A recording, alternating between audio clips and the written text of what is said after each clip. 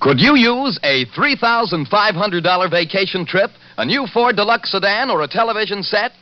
Then listen to the Molle Mystery Theater for details of Molle's big new $25,000 contest.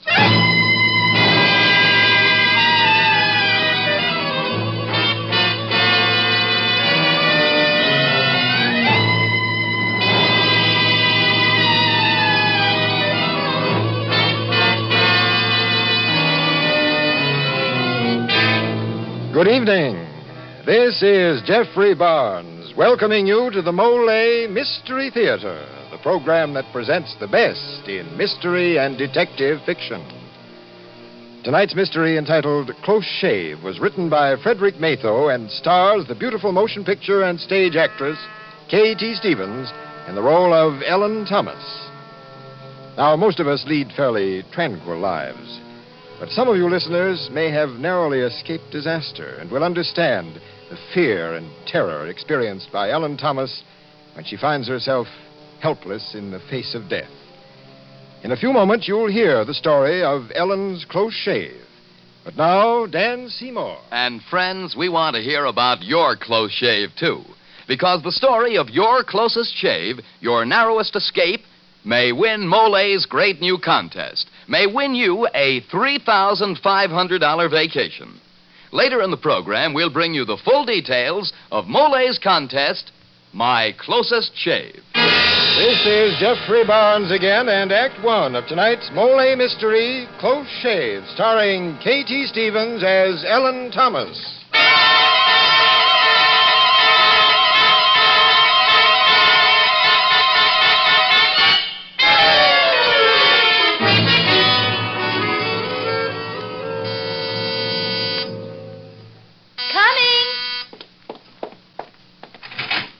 Oh, hello, Larry. Hello, Ricky. Is Ellen home? My darling roommate should be here any minute. Come on in. Oh, thanks.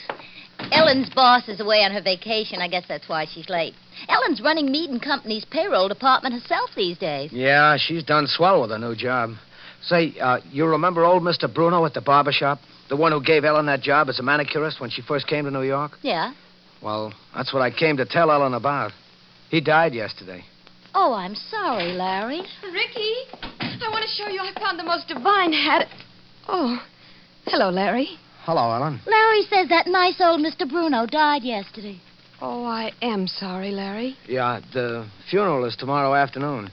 I was thinking I could stop by for you and we could go together. Oh, I just couldn't make it tomorrow, Larry. I'm sorry. Oh. You send some flowers for me, will you, Larry? Yeah, sure. Ellen, I don't suppose... I wondered if... Yes? I don't suppose you'd have dinner with me tonight. Oh, thanks, but I've got a date. Okay. Well, I better go. Bye, Ellen. Bye. So long, Larry. So long. Oh, Ricky, would you iron my blouse? I'm late now. Are you going out with Tony again? Yes. Little rough on Larry, aren't you? Well, I'm not obligated to Larry. Besides, he's just a barber.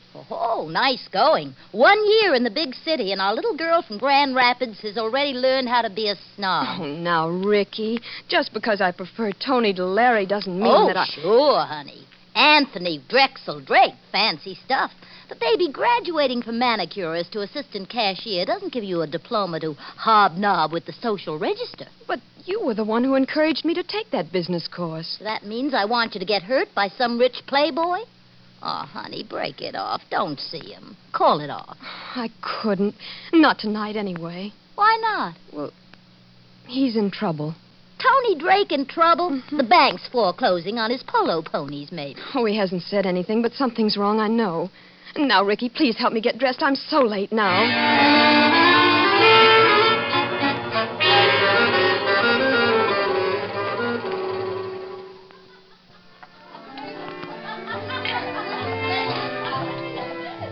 Tony, you've ordered already. And all my favorites, too.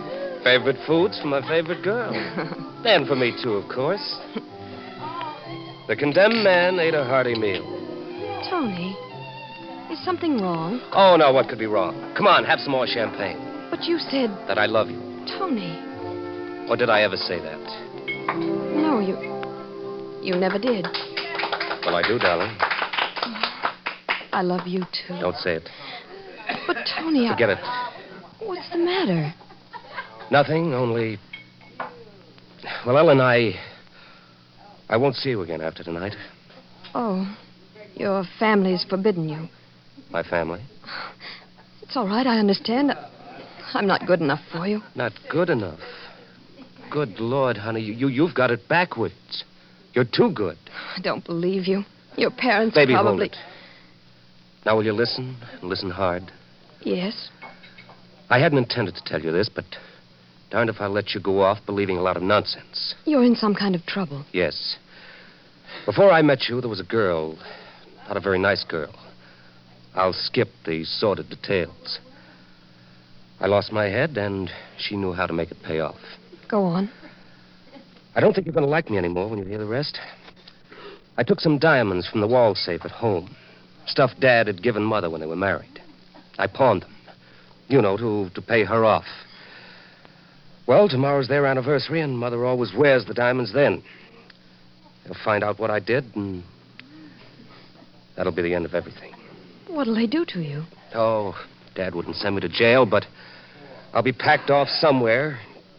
And I hate to think what this will mean to Mother. Well, couldn't you borrow the money somewhere? Look, darling, I've been a pretty respectable character since I met you.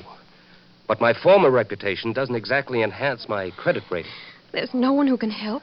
Well, there's always been my sister Stella. She used to bail me out of scrapes when I was too scared to tell Dad. Oh, and that's the irony of it. She was due tomorrow on the Queen Mary. I know she'd have helped me for Mother's sake, but... Oh, now the ship's delayed by storms and won't be in until Sunday. How much money do you need, Tony? $10,000. Gosh, that's a lot of money. Well, tonight's Friday. I could pay it back Sunday at the latest, as soon as I could see Stella. All I need is a loan for 2 days. Well, I can't get it. I tried everywhere. So there's nothing to do but face the music. Honey, I deserve it, but if Mother... Oh, I'll feel like a murderer. Tony. Yes? Tony, if you did have the money by tomorrow, you're sure you could repay it before Monday? Oh, by Sunday at the latest. I know Stella would help, but... Oh, anyhow, let's make our last date fun. Let's dance. What do you say? No, wait, Tony. I'm in charge at my office now. I've got the whole week's receipts in the safe, and No. But our office is closed Saturday and Sunday. We'd put it back before Monday. You said yourself Ellen, that you... I wouldn't think of you letting you do such a thing. But it wouldn't be stealing, Tony. We'd put it right back. Please, Tony. Please let me help. Darling, I'll never forget you for this.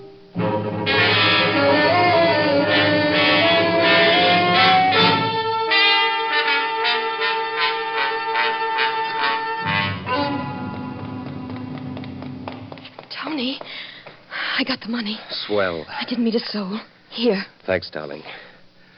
Come on, we'd better walk over to 3rd Avenue and get a cab. Tony. What's the matter? Someone's coming. Step back into the doorway.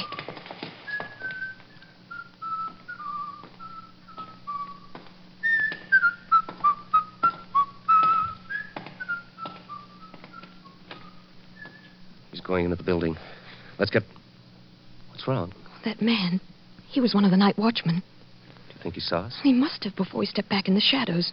But wouldn't he say hello to you? Maybe he was suspicious.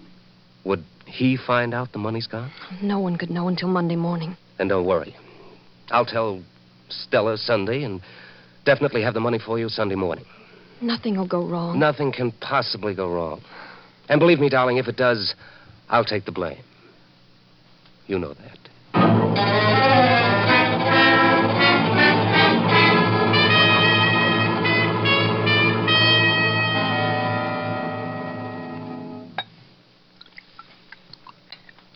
Here's your drink, Tony. Oh, thanks, Stella. You going to call her now? Yes, I think I'd better. She's probably pretty upset. I promised to call her this morning, you know. She's probably half out of her mind by now. Hello? Ellen, it's Tony. Oh, Tony, why didn't you call me this morning? I've been at the phone all day waiting for you. Oh, I'm awfully sorry, darling, but It being Sunday, Stella couldn't get the money around town, so we had to go up and see her husband in Stamford. Did you get it? Of course. Oh, thank heaven. Stella and I just got back. That's why I didn't call you until now. I understand, Tony. Though I've been so worried. Oh, sure, honey. Now, listen, I want to get the money back to you. Can you meet me right away? Yes. Where are you? Well, I've taken a room at the Harker Hotel. Oh? I thought it would be better if we weren't too ostentatious about all this. Uh-huh. Don't ask for me at the desk. Just come right up to 802. All right, Tony. Stella's with me now, and she's dying to meet you, so hurry. I'll be right over. Oh, Tony, your sister must be a wonderful girl. I don't know what we'd have done without her. Give her a kiss for me. Sure thing. Bye, darling. You heard what the lady said, honey. Hmm? Give sister a great, big brotherly kiss.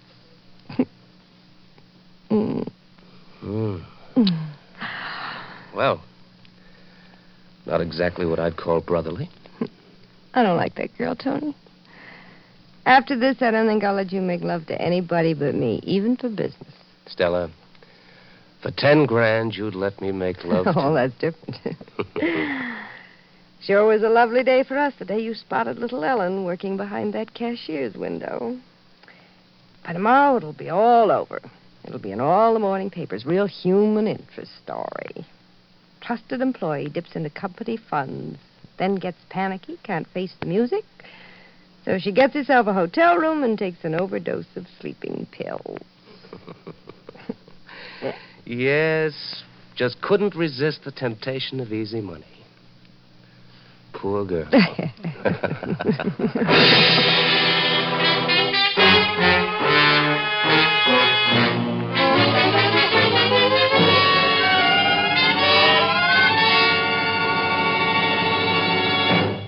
Well, it looks as if poor Ellen stands to lose her faith in Tony, her $10,000, and possibly her life. We'll continue with her story, Close Shave, in Act 2 of tonight's Molle Mystery. But first, here's Dan Seymour, who wants to know the story of your closest shave. That's right, friends, because the story of your closest shave, your narrowest escape from peril, embarrassment, or failure, may win the grand prize in Molle's big new contest called My Closest Shave. A $3,500 vacation for yourself and your immediate family, or the cash if you prefer. Well, that's certainly a grand prize, Danny. Yes, Mr. Barnes, and that's only one of the prizes. The next 5 winners each get a new 1949 Ford sedan. The next 10 winners get either an Emerson table model television set installed or Emerson's new radio phonograph. Also, 25 cash prizes of $100 each and 50 cash prizes of $50 each. How do you enter the contest, Dan? Get the printed contest rules and suggestions from your druggist. Then write the story of your closest shave in not more than 200 words. The originality of the story is what counts, not the literary quality, and the judge's decision will be final. Send your entry with the 2 end flaps bearing the name Molle from any Molle carton. Mail it to Molle, Post Office Box 49, New York 8, New York, with your own name and address. Send your entry to Molle, Box 49, New York 8, New York. Send as many entries as you wish, friends, including 2 Molle carton end flaps with each entry. Remember, there are $25,000 worth of wonderful prizes. 107 prizes in all, including trade prizes. Your close shave may be the big winner. So send your Molle contest entry soon. This is Geoffrey Barnes again, returning you to the Mystery Theater and Act 2 of Close Shave, starring K.G. Stevens as Ellen Thomas.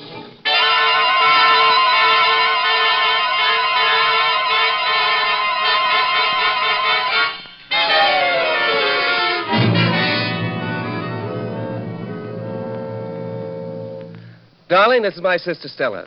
The time she doesn't spend at the races, she spends listening to my troubles. Stella, this is Ellen. How do you do? Hello. I hope I'm not intruding. Darling, no, I'm intruding. When Tony told me he was in love, I just had to see. And you are pretty. You're terribly pretty, and I'm glad for you both. Thank you. I'm very glad to meet you, too. Wherever Stella goes, so goes the bottle. Come on, let's all have a drink to celebrate your first meeting, huh? Oh, Tony, I don't think I want... nonsense, dear. You've got nothing to worry about with me here. Go on, have one. Stella, Ellen has nothing to worry about anyhow. What you know of my past is just that, past. Ellen is my future. Here you are, darling. Drink. Ellen, I drink to your future, and to Tony as well. Any girl who can put that critter on the straightaway is a girl with lots of what it takes. Here's how. Darling, what happened?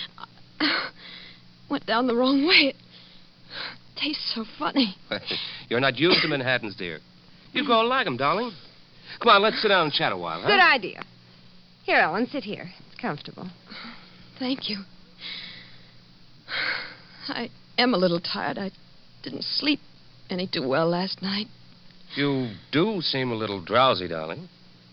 Put your head back, Ellen, dear. Rest a bit. Yeah, there. That's better. Ellen, are you all right, dear? Yes. Take a nap, dear. A nice long nap. Ellen? Ellen, dear. Yes, Tony. Ellen, dear. Goodbye, Ellen, dear. Oh, cut it out, Stella. Don't you have any feelings at all? I do for you, darling. Oh, Tony. For you, I have lots of feelings.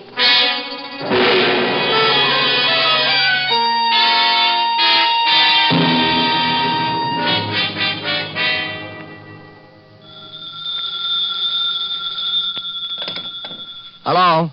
Lawrence Fields, please. Speaking. Larry, this is Ricky, Ellen's roommate. Oh, yeah. Hello, Ricky. I'm worried about Ellen. She's been acting awful funny since Friday when you came to tell her about Mr. Bruno's death. Well, gee, why are you calling me? She made things pretty plain. We're the only real friends she's got, Larry. I just don't like that Tony Drake. And Ellen's acting queer all weekend. Wouldn't leave the house. She jumped like she'd been shot every time the phone rang. Then just a few minutes ago, she went out and wouldn't say where she was going. Said she didn't know if she would come back. There's something wrong, Larry, and I don't like it. Well, you know where this Tony Drake lives? I heard Ellen say that he lived at the University Club, though he'd asked her not to call him there. Okay, Ricky. If it'll make you feel better, I'll go over to the University Club and see if I can talk to this Tony Drake.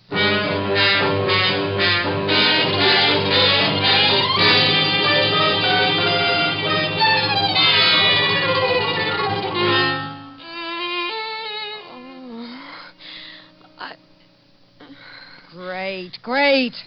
All she does is groan. She should have kicked in hours ago. She's coming to. Why didn't you give her more?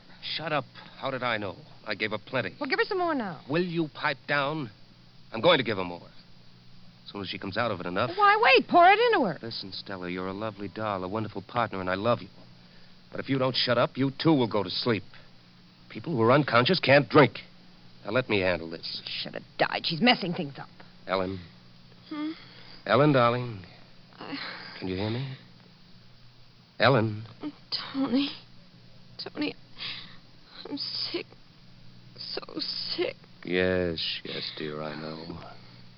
Here I am. Here, darling. Drink this. It'll make you better. No drink. I'm sick, Tony. Sick.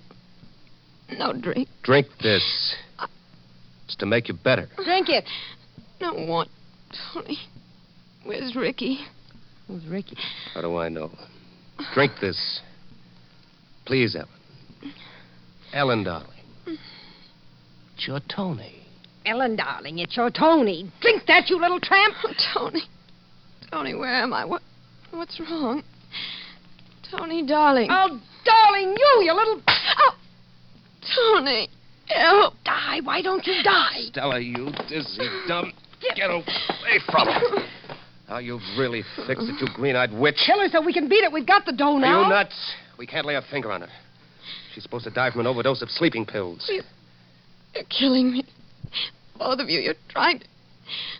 Oh, dear Lord, help me. Help. It worked, Tony. It worked. She's dead. Shut up. She's only passed out. We're right back where we started. Only now she's wise. It's got to be murder now. You and your big mouth.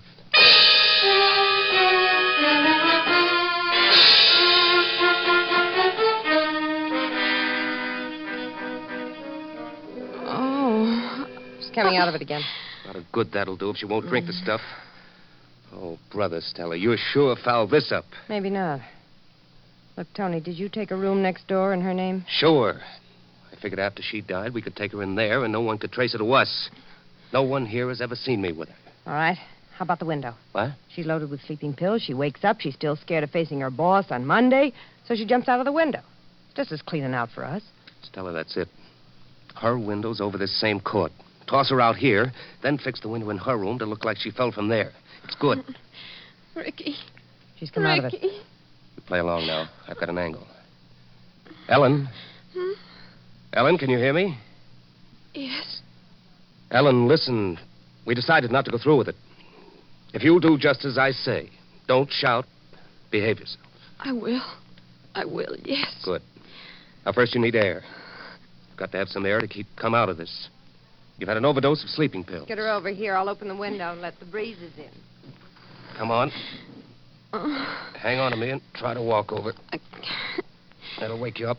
There. That's it. Now. Move your arms. Get the blood going. Move. That's it. Breathe deeply. Breathe. That's it.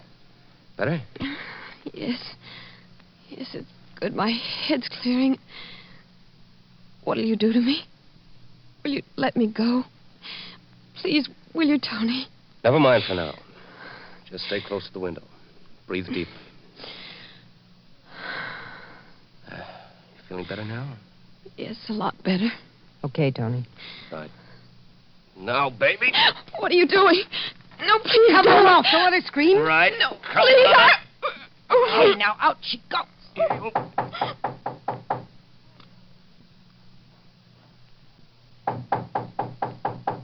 Who's that?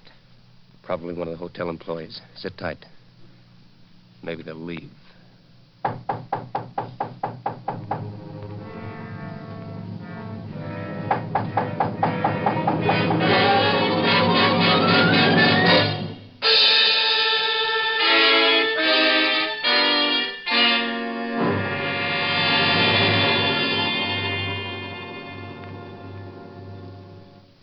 This is Geoffrey Barnes again. In just a moment, we'll bring you Act 3 of Close Shave, starring K.T. Stevens. Now, a word from George Putnam. Every day, more and more people are discovering that to get real relief from the most common kind of dandruff, they must destroy the germ called Pityrosporum ovale, which many outstanding authorities say is its cause. You see, merely washing or brushing away loose dandruff has no effect whatsoever on this germ. But one thing that does work is double danderine. For double danderine actually kills this germ on contact. Even in severe cases, results with double danderine have been amazing. And the reason for double danderine's astonishing effectiveness is a special ingredient, an active antiseptic so remarkably efficient many hospitals use it. In double danderine, we call it Alzan. So stop trying to combat this dandruff with ineffective methods that actually are no better than plain water. They can't compare with double danderine, for double danderine destroys the cause. If you're not completely satisfied, you'll get your money back. Get double danderine tomorrow.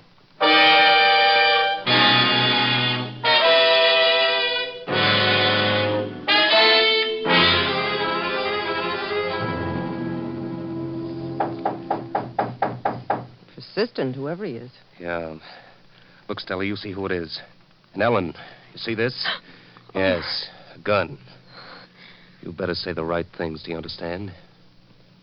Well? Oh, yes. Yes.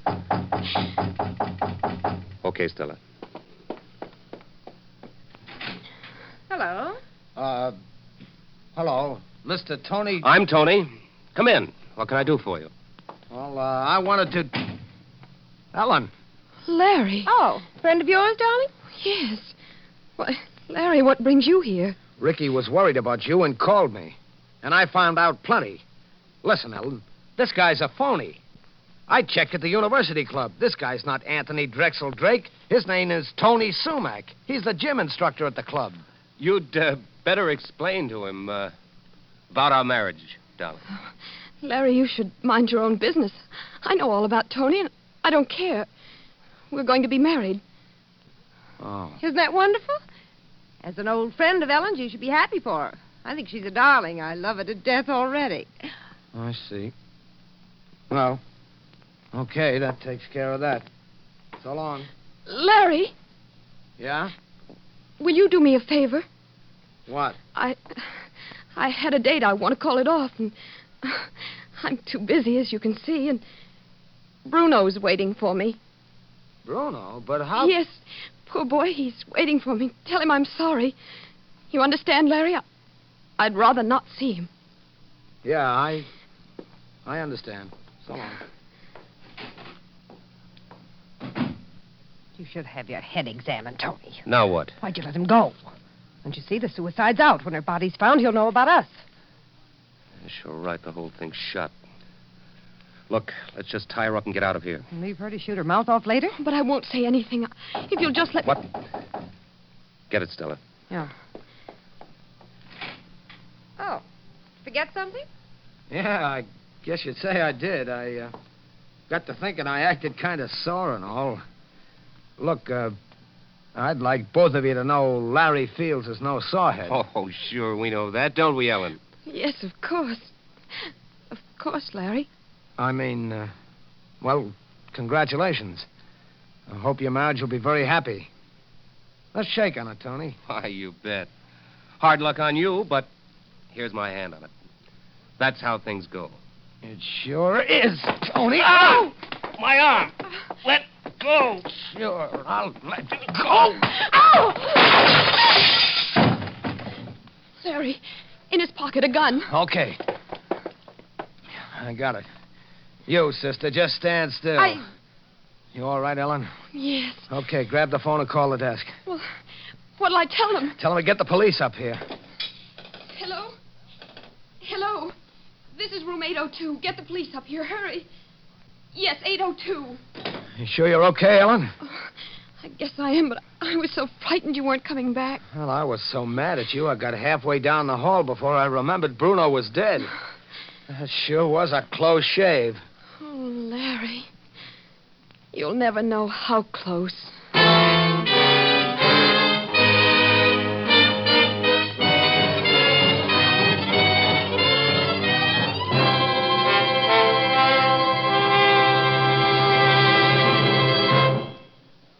And now this is Geoffrey Barnes again, ringing down the final curtain on tonight's Mystery Theater production, Close Shave, which has starred K.T. Stevens.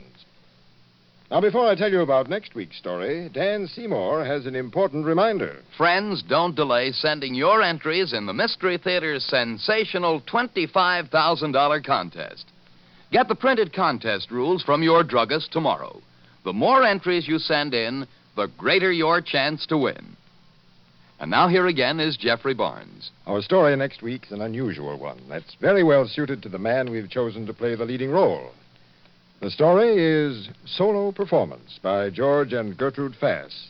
And our star, the well-known stage, screen, and radio personality, Everett Sloane, who will play the part of an actor who is called upon to play the most difficult role of his career.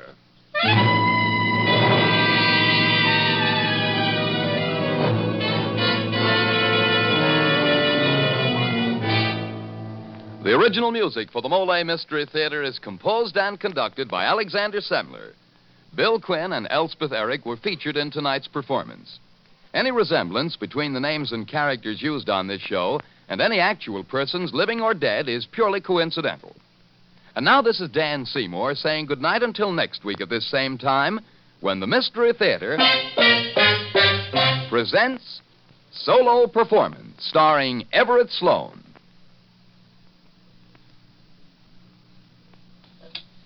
This is NBC, the national broadcasting company.